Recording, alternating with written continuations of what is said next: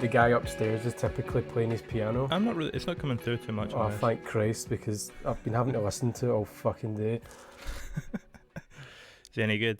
Well, he's good. Like, it's fine when he's doing the piano, but I woke up to him playing the accordion, which, you know, is not. It felt like Hogmanay. I just wasn't ready for it. It's like having someone playing the bagpipes. It's just. That's all right, one but it's just instrument. maybe not what you want to hear No, fuck. all the time. Thank you, no. How's the day been so far? What have you been up to? Are you kind of stuck inside like everyone else, or? Well, I'm normally just a hermit. I'm a bit of a recluse, so everyone's freaking out about the lockdown, and I'm happy enough. Yeah, that's what there's not actually too much. I think because they eased it in gradually this time, it doesn't feel like quite as much has changed. Like it's kind of been taken in over a 6-week period. It just feels. I'm trying my best to sort of not get too involved in the news right now. Since March, it's just been too heavy. So like I'll take it in bits. What do you kind of absorb yourself then? And if you're not kind of concerned with the news all the time, do you have like stuff that you use to kind of immerse yourself and get away from it? Yeah, I mean, I'll normally just work on writing projects like short films, or I've been working a lot on a feature at the moment to try and get that off the ground, or music video work comes in. Like I had a lot come through during the initial lockdown, where I was just sort of editing things or trying to do as much DIY lockdown type music videos for people. Because was that the Ninth Wave one, and then there was 2 Walt Disco ones as well? Yeah, I shot one. I actually shot one for Ninth Wave, and I kind of helped out and edited 2 Walt Disco ones that they'd shot themselves. So I didn't really direct any of those ones, but I did sort of put them together for them. Does your perspective kind of shift when you're doing it and coming at it from that angle as opposed to creating it? You're kind of just, is it more like sculpting it out of what they've captured? Yeah, it's an odd one because normally if I'm actually making the video myself, everything's pre-planned and thought out, and the shot list has been put down and laid down, and everything. I know exactly how it's going to turn out. But with when the band send you a bunch of things that they've kind of shot and just say go, well, basically Walt Disco just gave me the footage and said go nuts, and I was just like, well, okay.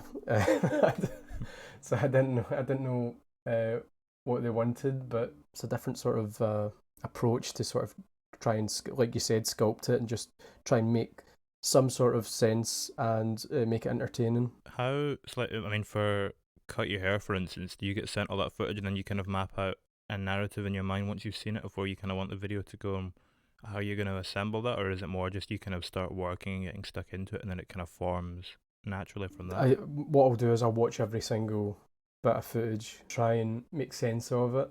The band were, it looked like they were having a blast when they were shooting it on their phones, but because it's not, I think it's because it's not something that they're used to doing, so that video was really difficult to put something together. So I thought the best way to do it was to make it look like it was a found tape of like some sort of karaoke tape. So that I had to put it through like video recorders and like VHS to try and give it that look, because otherwise I didn't want it to look too much like it was shot on iPhones, you know? Yeah, looks like something straight out of the 80s. Yeah, I know.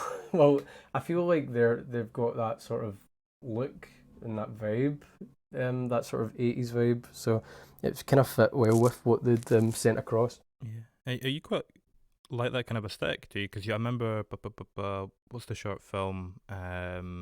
Satanic Panic, isn't it the one where you've got the kind of exercise aerobics thing on TV as well that's got a similar kind of vibe to it? Yeah, I've got well, I was born in the 80s, but just at the tail end.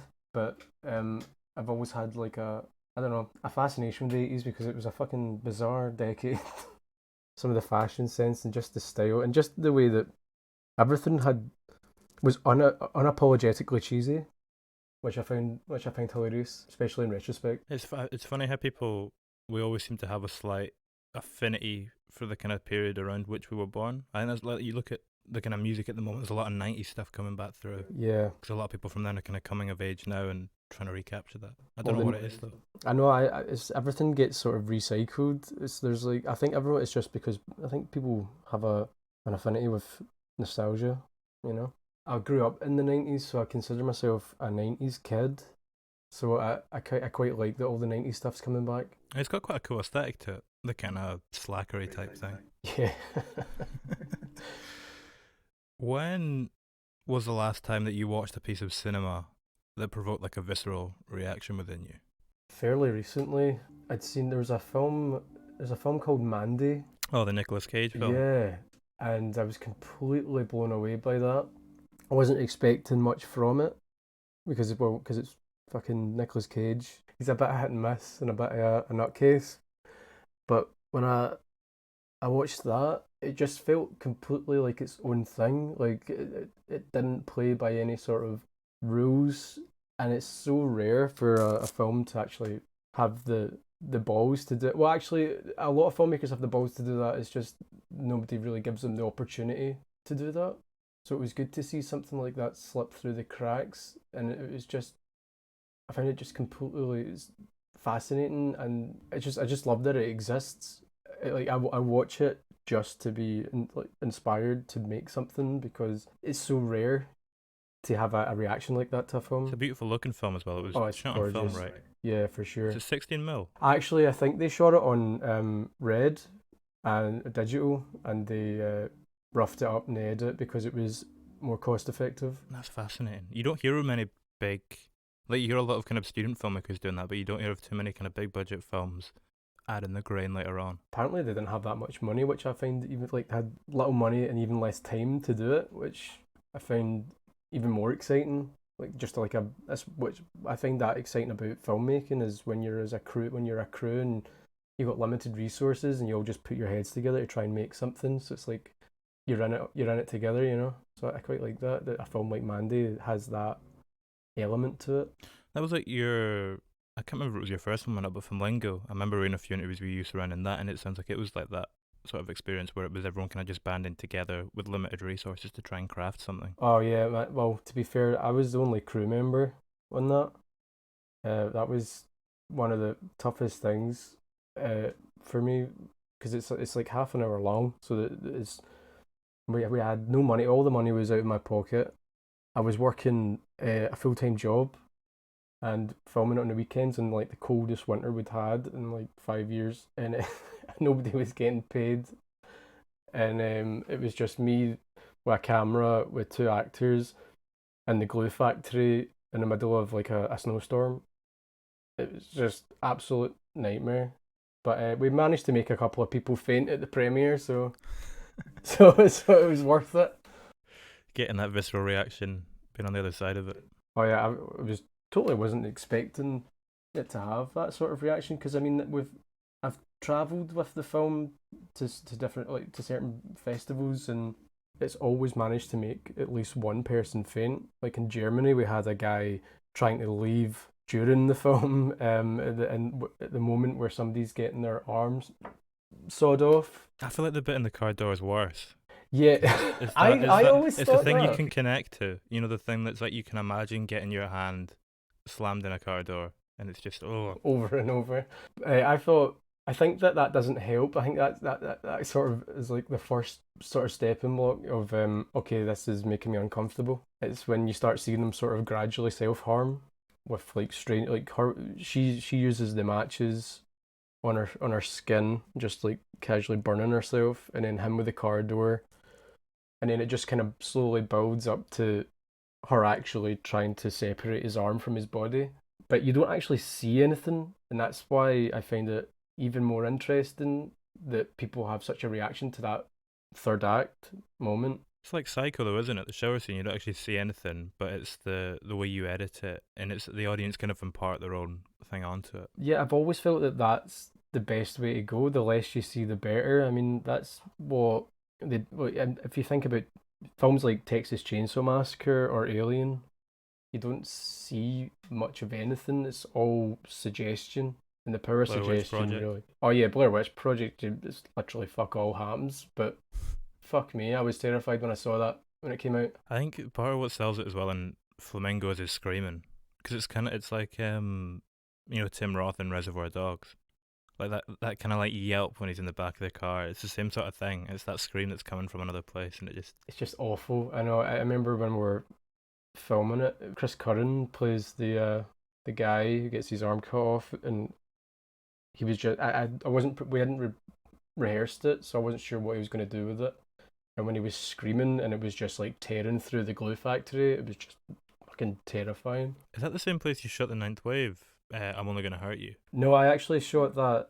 I actually shot that in my garage. Really? Yeah, we've got like a walled off garage, so it's not like a functional garage anymore. It's just like this concrete room that we use for storage, and I hollowed it out, and it just has this like really interesting sort of industrial look to it that I thought would be quite claustrophobic and interesting to use for the video. It's got that kind of grit and grime about it. Yeah, I don't want to touch that room. I love having having this horrible, like we call it the kill room because it looks like that. Had you always had that in the back of your mind as a location you wanted to use at some point, or kind of incorporate it into a video? Well, I've used it a couple of times actually. I used it on a Fish Narc video, and I've shot some of the Contravoid video in there. It's like a miniature studio. Like I've got my green screen and all that sort of set up in there, so it's good. It's quite handy having it. When did you get a green screen? During lockdown, I did a music video for Contravoid.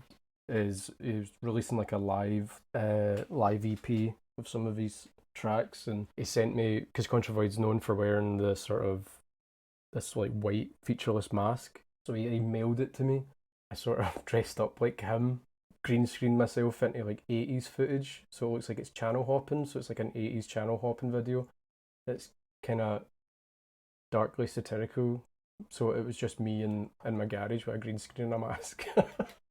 I mean, when you get a tool like that and you kind of incorporate it in, does that change things a little bit? How does it kind of compare, and what did it kind of add to the process? I find it was difficult because I was actually trying to perform and also trying to maneuver the sort of technology. Because I mean, I'm a bit of a technophobe. I'm a bit kind of shit with technology. So something as simple as a green screen, I was just like felt like I was fucking out of my element. Like, I'm a sucker for practical effects and like doing things in camera. That's my preferred sort of way of working. So it was a bit strange trying to maneuver a green screen, something as simple as a green screen. I feel like visual effects are kind of best when you add them on top. They kind of enhance what's there. Yeah, so it's kind of seamless. Was that the same for the other Ninth Wave video, This Broken Design? What was the kind of ratio in that between practical and visual? Everything was practical. We didn't use any sort of visual effects on that. All the faces that have been removed were done by my makeup artist that I regularly work with, Laura McGowan, and it was all prosthetics that she'd built basically to cover everyone's face with like flesh like prosthetics, so a lot of people couldn't speak or see, and that kind of freaked out a bunch of the extras that were the only thing they could do was like breathe through their nose, and which there would be like extras sitting about with no faces, just waiting to have their like moment in the video. It was a bizarre time, but yeah, everything was done practical. How do you feel that affects the atmosphere on set? Because like what you were just describing there wouldn't have happened had it been a visual effect. I think it's more exciting. For me anyway, I love to see it happening. Like I love to see it actually happening, and I think that's kind of infectious. If everyone's behind the camera watching it, or the person performing is working with a practical effect, there's more excitement and more drive to get it done because everyone seems to be on the same page and understand what we're trying to do. You know. It was the same with Satanic Panic. The art department, which was basically just one guy, Nathan Elliott, built a chair with this practical mouth that people could climb into and things like that, which I feel was better for the actors to actually see a chair opening with an actual like puppet style mouth coming out. That kind of really I think it really helps a casting crew to work practically, and plus it just looks better. I mean, as you said, it's better if a visual effect is seamless. My wife Vary, she's done a lot of little sort of touch ups on Satanic Panic that you wouldn't even know they were there. A lot of people didn't realize there was any visual effects in it. It's like, do you ever see Mad Max Fury Road as well? Yeah, yeah, I've seen it. There's tons of stuff in that where it's like the desert, which is completely barren, and they just add in stuff like rocks when it comes to visual effects. So a lot of that is done practical, but then like we were saying, you add stuff in there to kind of enhance it and just touch it up a bit and That's the make it a stuff little bit more that. perfect. Yeah, no, I agree with that. I think that that's the only sort of way that I would work. I think. I mean, I'm just a sucker for it being done practical. Because I mean, I turn into like a big kid, just excitedly like seeing all these like weird things that you wouldn't normally see. Is part of it being like self-taught as well? Did you when you started off as a kid making stuff, was it kind of were you doing a lot of practical effects and kind of doing that kind of homemade filmmaking thing? Well, yeah, I mean, I got my first camera when I was like, I must have been 11, and all I would do was try and like experiment with cameras. Because I didn't have any editing equipment, so I would have to. We didn't have a desktop, we didn't have a computer, so I had a camera that did it was high eight tapes, and I didn't have any sort of editing equipment to cut the tapes. So what I would do is edit in camera. So a lot of it was shoot a part of this conversation, stop, change the setup, continue the rest of the conversation from this angle, and then it would just be that, and then music would be played. Somebody would have to press play on the CD player at the right time for the music to play, and it was just one of those things where it was very bitty, and I think that kind of ties in with how I work now. It's just kind of manic. It comes back to that nostalgia thing as well you mentioned. Like it's kind of I don't know, maybe part of it comes to trying to recapture that. That excitement of yeah, I think that might be you might be onto something with that. When was the first time you got excited with filmmaking? Like making a piece of work? Probably when I first got a camera. Well, I mean, I don't know.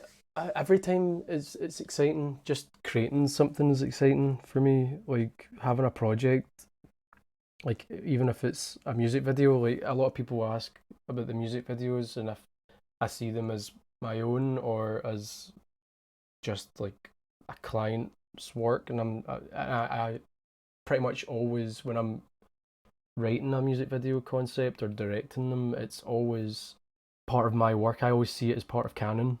So whenever I'm making anything, I always get excited because that's just it's the only. It feels like it's the only thing that I know how to do.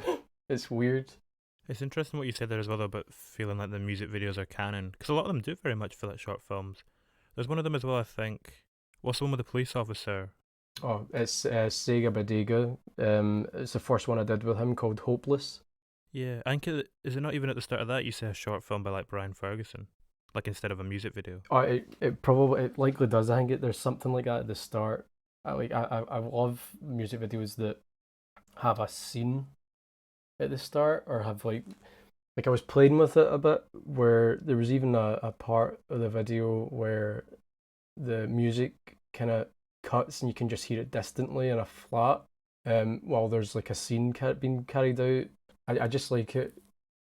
I just like trying to make like a music video more than just a music video, you know? Yeah, kind of playing with the audience's expectations a little bit, trying Yeah, to surprise them. make it more exciting.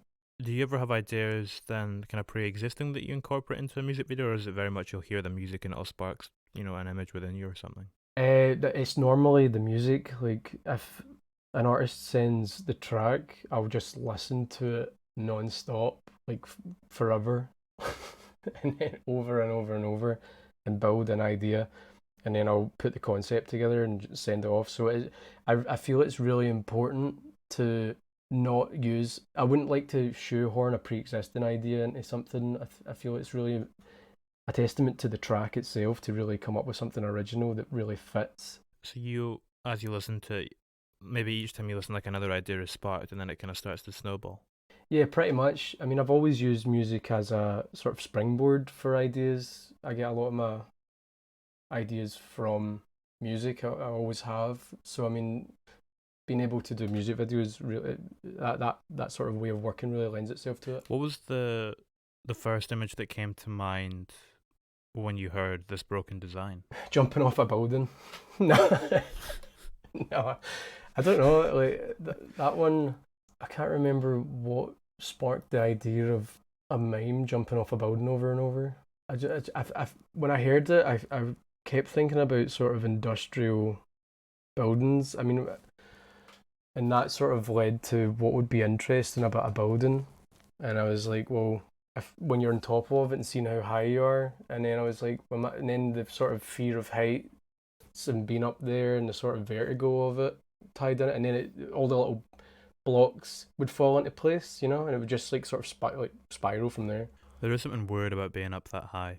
Like, I don't. Well, human beings aren't really supposed to have that kind of perspective, are they?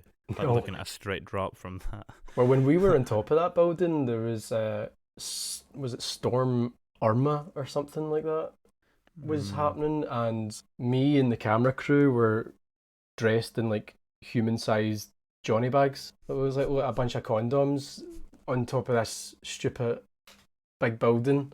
We were almost getting blown off. Like it was so difficult to even like walk on this on the top of this massive high rise, and we had to have the actor dressed as the mime standing on the edge of this building, and it was just an absolute fucking terrifying nightmare being up there. But most of my shoots are like that. I mean, some of the stories of the shoots are just fucking crazy. Where about did you film that? We filmed the building was in 2 different locations. So the interior was shot in this sort of derelict block of flats that was oddly attached to this shopping centre in Cambuslang. The actual exterior building with us on the roof was shot in this an old college building in Hamilton. Did you have a location scout, or do you go in and do that yourself? How do you kind of find out about these places? Oh, well, we would hunt for them. I mean, my producer at the time, Aidan O'Mara, he was hunting for places. Like, we'd scouted a couple of places, but they wouldn't actually, none of them would let us throw a dummy off the building. Which we weren't actually supposed to throw a dummy off the one that we ended up doing, but we had to quickly throw it off like 7 times from 7 different setups and try and retrieve the dummy, get it in the lift, get it sent back up so the security wouldn't see. But it's an absolute nightmare. That poor dummy. I know, well, the thing was in bits at the time we'd finished. I can imagine.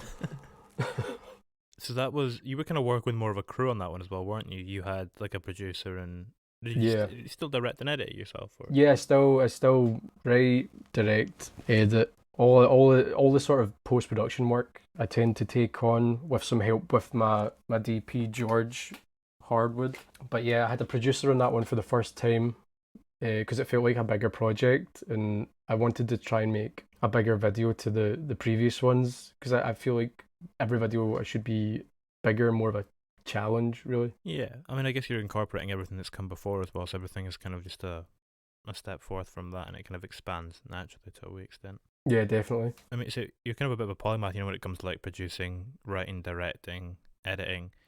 Did you connect with Sega Bodega in that sense? Because he kind of does the same thing, doesn't he? Like, he runs his label and everything as well as being an artist. Oh yeah, for sure. I mean, there's a mutual sort of understanding of how things work and how much pressure we're under. Because I mean, there'll be, I don't know, I feel if I'm in a jam where things are a bit of an issue or a problem, he completely gets it. He because, as you said, he's like multifaceted. He's does multiple roles, so he gets it. And my crews are generally quite tight. They're quite small, and I use the same people a lot. So we don't usually have a massive crew of people. So people are always sort of doubling up on jobs. So I think there is a connection with that, and I think that's why we've sort of worked quite a lot together. So I've done 3 videos for him now, and we just kind of, I think he just gets it, How has your working relationship changed with him over the course of those 3 videos? I don't know, like the first time I'd never really spoke or met him when we were doing the Hopeless video. I'd only done one music video at the time, which was the Ladytron video, The Island. I was like, well, that was successful. I kind of want to do more of these, so I was trying to flaunt that video and try and get another music video job at the time. And I saw that Salve was putting out, I think he put a tweet out asking for filmmakers to contact him, and it was just like perfect timing. So I messaged him. He was asking for ideas from different filmmakers because I think the concept was his EP that came out. He wanted a video for each track on it, so he was going to take the best treatments and then let us loose to make whatever was in it. So I never got to meet him really. I just email correspondence at that time, but after that, he really liked that video, and then he reached out for the You Suck video. And the first time I met him, we just sort of clicked and kind of he spent a lot of time in Glasgow, you know, so he kind of understands the vibe here and gets gets it, man. He's a really good guy. Is he Glaswegian or do you just stay up here? He just stays up here.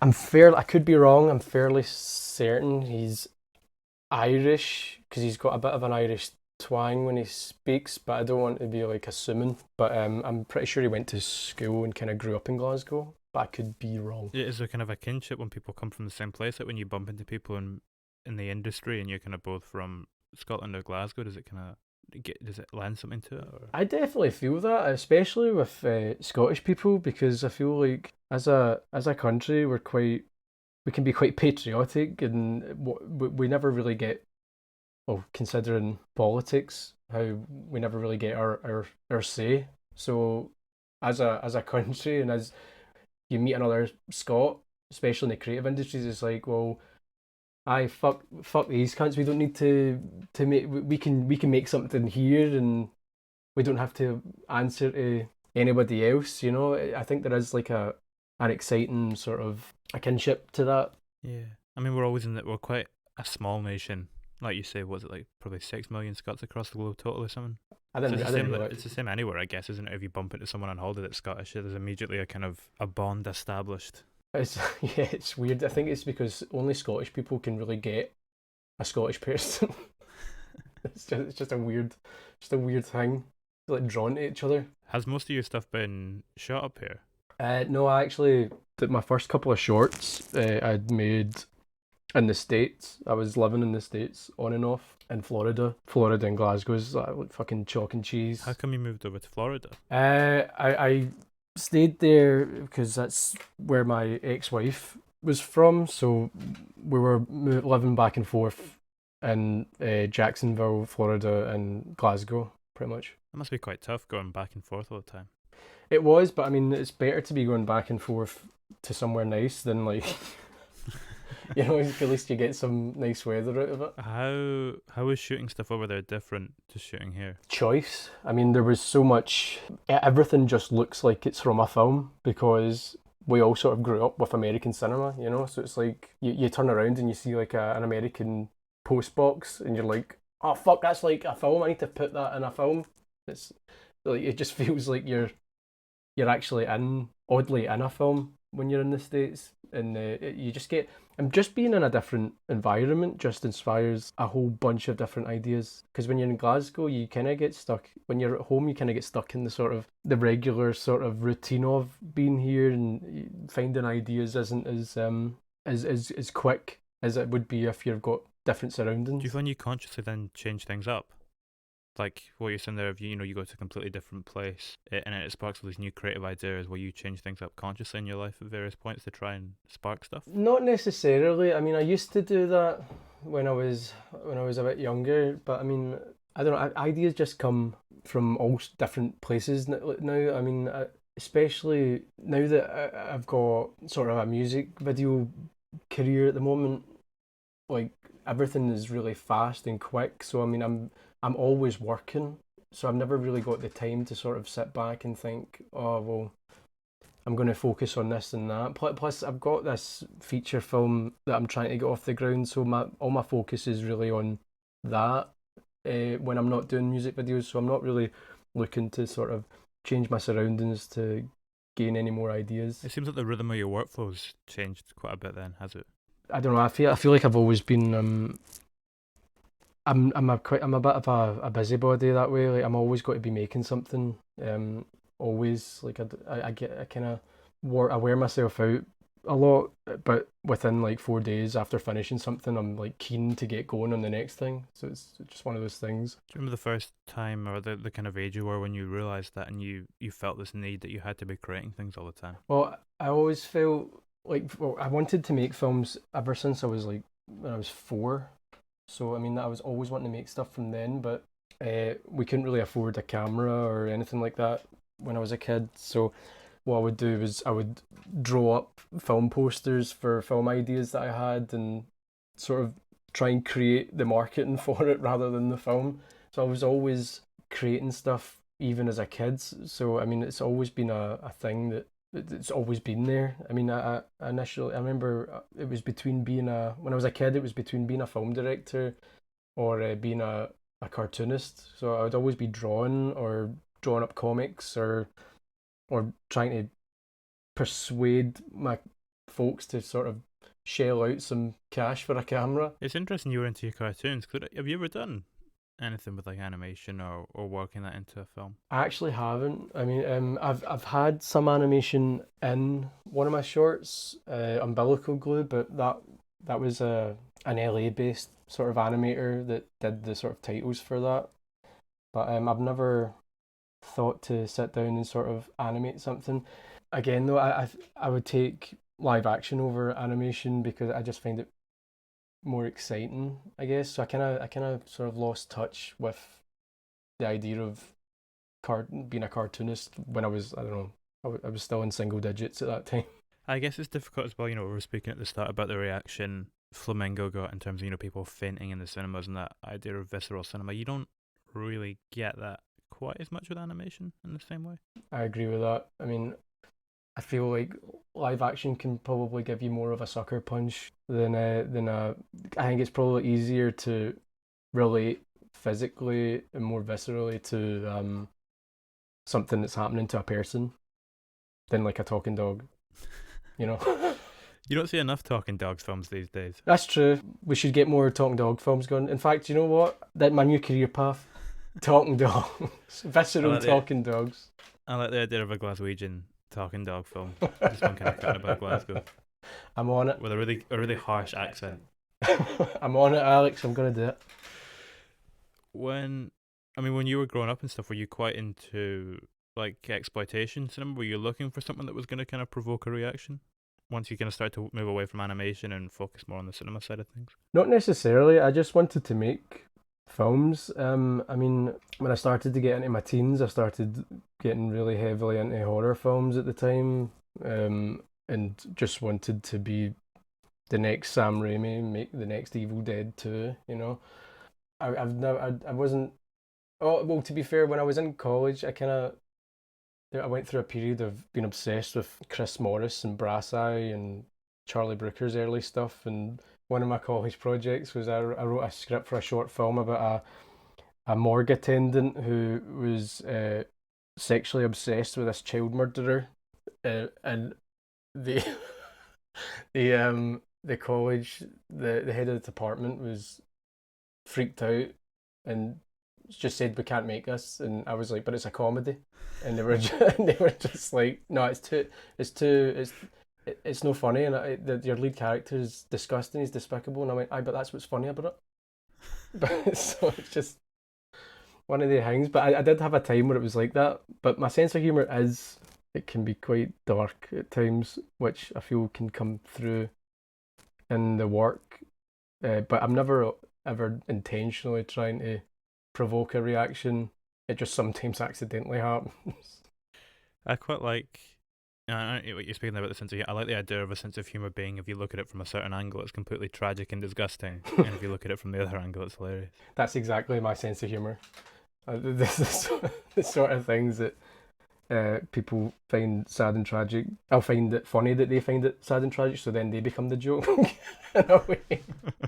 Just this absolute sick bastard at times. Do you get quite surprised by audience reactions sometimes to your film then? Are you ever kind of maybe having a wee chuckle and the audience is sitting there stony faced, absolutely terrified by something that's going on? Oh yeah, well I mean it was I mean it was hard to keep a straight face. We took Flamingo to Germany and it was playing at a festival there, and the guy was trying to leave, and in the middle of the amputation scene, and he was trying to leave, but on the way out, he has to walk in front of the audience to get to the exit. He lost consciousness and fell through one of the front speakers. Ooh. And it stopped. They had to stop the film, and there was like a loud sort of like noise, and it was just they had people running out and trying to grab him and remove him, and I was concerned for the guy, but at the same time, it was one of the funniest things I've ever seen because it was just so ludicrous. It was just like, how could this happen from something daft that I made in the fucking a factory in town in Glasgow? Do you notice anything different about that film when you saw it on the big screen? Like just in terms of watching it? Sound. I would always ask them to crank up the sound, and also I would ask them to put the temperature up in the room. I really wanted it to be a stressful environment. So I remember we were playing. It premiered via the Skinny were presenting it at the Glasgow Short Film Festival, and it was playing at the CCA for the first time. And there was a couple of films through this that were made through the Skinny shown before it, which were nowhere near the same tone as Flamingo. And I don't think they were prepared for this like half-hour dread-filled sort of stress box of a film. And I was supposed to do a Q&A, and then all we saw was like two people dropping and just lying there, and then the house lights came on, and I wasn't sure what was happening, and then the Skinny were telling me to leave and get out, and then there was people running from the bar and the CCA to the room to do CPR or whatever, I don't know, something like that. And my pal's girlfriend at the time was training as a doctor, and they stayed behind to help people, and I'm standing at the bar going, fuck me, I just killed two people. Amazing. How much sleep did you get working on that film? Absolutely none. I mean, I barely sleep anyway. My brain's always like always going. So I usually survive on like 4 hours sleep generally. But making that, I mean, I've only just sort of gotten to a stage now where I don't need to work two jobs. So I've been working a full-time job during the majority of everything that I've made, to be fair. So I would go to work 9 to 5 during the week, and then I would in the night hours I would work on prep for a music video or a short film, and then on the weekend that was when I would slot in filming the stuff, and then during the nights after work I would try and cut everything. So it takes its toll on you, but it's something that I'm used to doing. Do you find you struggle with 4 hours sleep, or do you get used to it? Because I sometimes find that if I'm busy and the time flies by, you don't really notice the fact that you're exhausted. You're just kind of working on stuff, and you kind of function. Yeah, I feel it's something you can train your body to do, and also drinking like fucking gallons of coffee helps as well. Although I've got lots of like nervous energy, so I'm always like I talk with I'm part Italian, so I talk with my hands a lot. So right now my hands are swinging like a fucking mad bastard. But I usually I usually drink like gallons of strong coffee as well, so I'm like jumping off the walls all the time. You do, your body just kind of gets used to how you treat it, so treat it like shit. It's not Ricky Gervais who says he treats his body like an old car. That's pretty much it. How do you channel that nervous energy on set? Is it something that kind of comes into play there? Oddly, that's the only place where I'm calm. Like, it could be the most stressful environment, but it's because we've only got one shot at it, and I'm really prepared for it.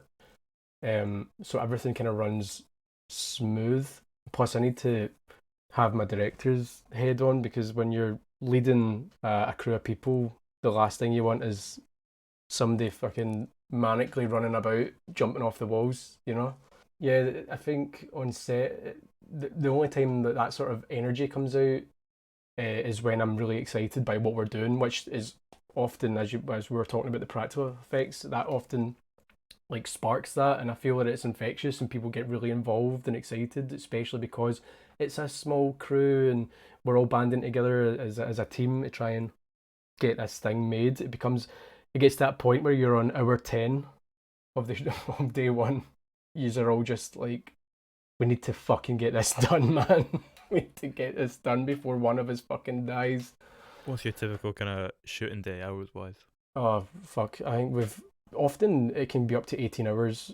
We'll do 18-hour days, jammed into 2 days. So I remember we did the first music video I ever did was the Ladytron one, and we shot it over 4 days, and each of those days were like fucking 10-hour days.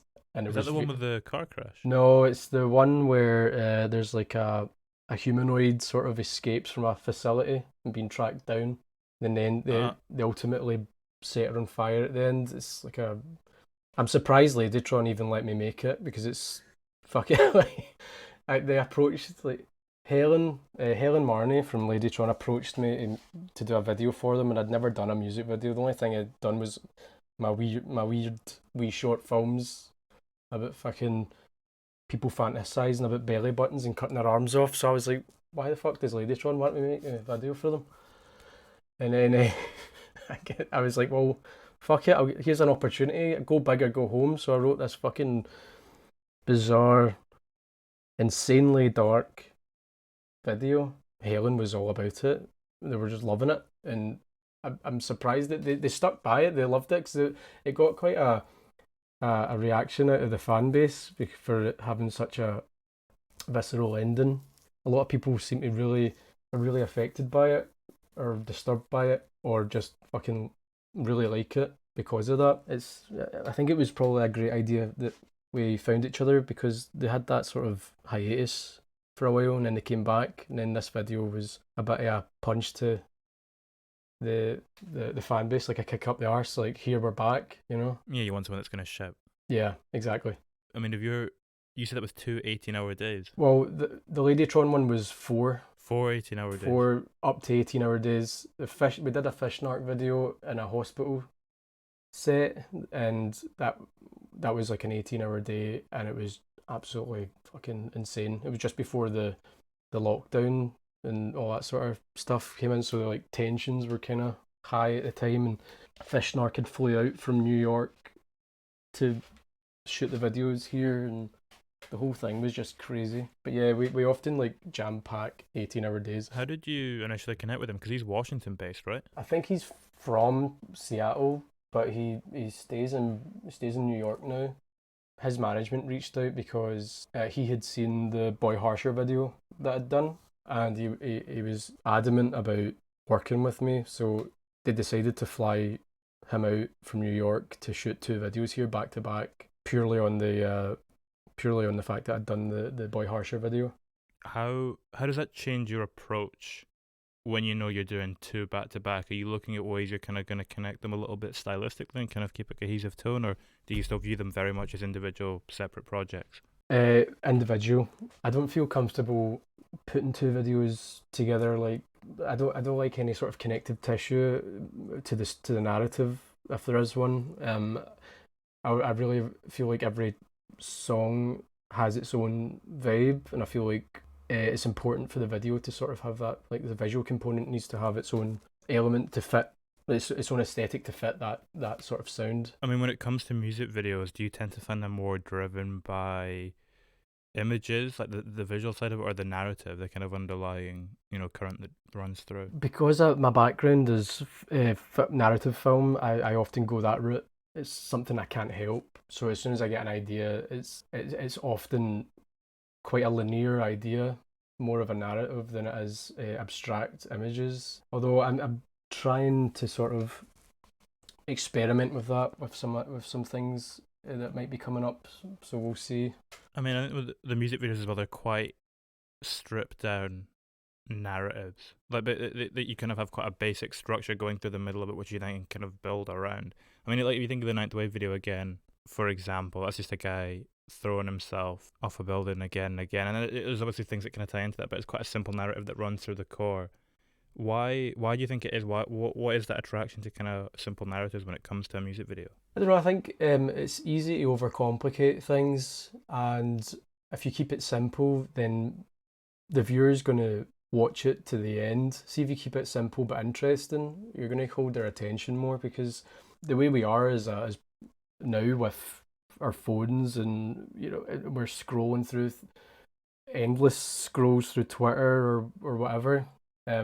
It's hard to keep people's attention now because there's so much going on. So I feel like if somebody's going to sit down and watch a video, keep it simple, make it really interesting, and make it look really fucking good. And I think overcomplicating a music video can, I don't know, I feel like it can damage it and also take away from the track itself, because I really want the video to be like champion the track rather than take over from it. I mean, it comes back to the Walt Disco videos as well. Both of them are quite quick cutting and they move at a pace. Again, because I think those songs are only like 2.5 minutes long each, aren't they? Yeah, I think so, yeah. So you've not got too much time. You've kind of got to pack quite a lot into the runtime. Yeah, I mean, well, when they'd filmed all their stuff, they'd filmed more than enough. I think the first video, when they sent all their footage over, there wasn't enough of it because it was their first sort of go around at it. So it was a bit trickier to try and construct something from that and make it fast and exciting, even for like a short sort of runtime on the track. With the second one, they went more out words of, like, they wanted to create more of a narrative, and I think their first attempt they really grew on that and decided, like, okay, we need to make sure we get this. It was exciting to see all these people that had done a video in their flat for a laugh, like, actually think something out and plan it out, and I thought that was really exciting to see them do that, and it was a pleasure constructing it for them. Can you feed off that energy, like that kind of creative momentum that they kind of had going from one video to the next? I'm not really sure. I mean, I was quite separate from the band. I've never really engaged with the band. I normally speak with Walt Disco's manager, Hamish. It's very rare that I've actually spoken to any of the band. I felt a bit of like an outsider, really, in like just constructing it for them than I was as actually part of the. I would have much preferred to have been part of the film, making it and shooting it and doing like something that I would have wanted to do for them. But yeah, it's not, when you're editing, it's quite an isolated part of the process. How does the energy in the editing room compare to the energy on set? So much more calm. It's my favourite part because there's nobody around and I don't have to deal with anybody. Editing is just me, the monitor, and reliving the excitement of being on set. And then you're like a lot of people don't realise that when we're shooting it, it's like all you guys are finished now when we're on the last day of shooting. So it's like we've got a 2-day shoot, we're finished, everyone's away saying bye and celebrating that we'd shot it. And then I'm sitting there thinking, well, I'm going to have to look at all yous for another fucking 3 weeks endlessly, trying to piece it all together, and I'll be living this thing for ages. Maybe I'm a masochist in that way, where I just love dealing with it and just like having that there. Like, I actually hate finishing an edit and it's been ready. I could just fucking edit the thing over and over and over because I just love the process so much. But like, don't get me wrong, I love actually being on set and making stuff, but it's making something. It's hard work. It's a lot of work. It's a lot of hours, and it's just absolutely draining. So to wake up and then just stumble into my office and just boot up the computer and look like a slob and just edit, it's the best. It's the best way. Are you more in control when you're in the editing room? I guess the chaos is a little bit chaos is pretty much absent. No. I mean, don't get me wrong. There was chaos when I was doing the first couple of videos because I was working with a crew for the first time, and I'd never really worked with a crew, and I'd never really worked with a cinematographer. I'd done all my own up until that point. And then when we did the first Sega video, we were filming in this flat. It was notorious for like after parties and all that, and we had extras that were to pretend to be partying, and we'd blacked out the windows, but it was like 1 in the afternoon, but they all actually got steaming and started getting fucked. And I mean, there's a lot of crazy shit going on in that video. well, all of it is real. So it's like me, the DP, my wife was a runner on it, and Ross Elliott was the. So there was basically four of us, and people actually shagging and fucking getting drug orders in and getting fucking fucked after tits and steaming, and it was just absolute fucking mayhem. I was asking if I wanted to put the words deaf fuck on the wall. And I was like, is there like something I can put up on the wall that we can clean off? And they were just like, nah, fuck it, we'll do it. And then they just started like scrawling deaf fuck in black letters all over this. And apparently that's still there. People go to that flat for after parties and that deaf fuck still scraped into the wall. Whose flat is this? It was through an art collective. Can't remember, which is really annoying. But I got it through. Oh, Where People Sleep is the art collective, and they usually do sort of exhibitions in this flat space, but they actually live there. What was great about it was they were able to help with the location and also outsource their friends to show up. And there was supposed to be so many more extras, but because it was a Saturday and everybody was out Friday night, nobody really showed up. So we had to get we got as many as we could, and then just tried to like cheat it. But the people that did show up ended up, because it was a long day of shooting, and we were like belting out music and using these sort of industrial strobe lights that were like burning their retinas and like fog machines and all that. And it got a bit intense to the point where I think they were just like, well, fuck this, let's just have a party.